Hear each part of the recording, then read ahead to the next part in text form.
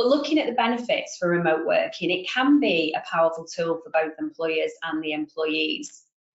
One of the things that you will get is a greater candidate pool, because you're actually accessing talent from a wide pool across various locations in the country. The traditional way of recruiting was to look at a certain area that was around your office, look at the commute that that person was having, would it be viable, and then really limit your pool.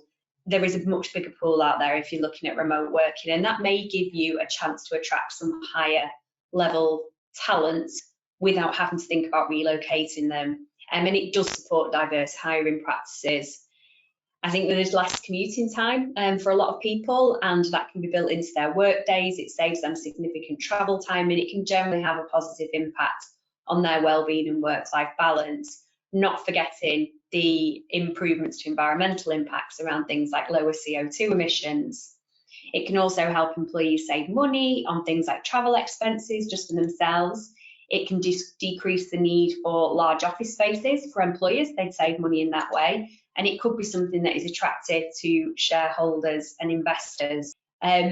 Overall, there is a feeling that it is better for work-life balance. It gives employees control over their work hours and breaks. It can help with flexible hours for personal commitments, and just really improve engagement overall in employees, which, as it says there in the middle box, can lead to higher productivity and motivation. And it is found that remote employees can be much more productive and efficient in what they're doing.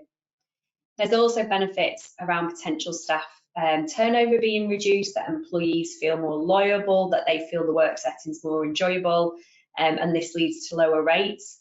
And then not forgetting a really important benefit around diversity. It really does support equality, diversity and inclusivity initiatives.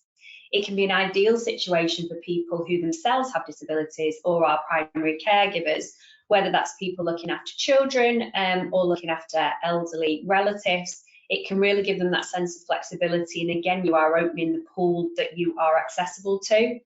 And it can really help with reducing gender-based biases in traditional settings.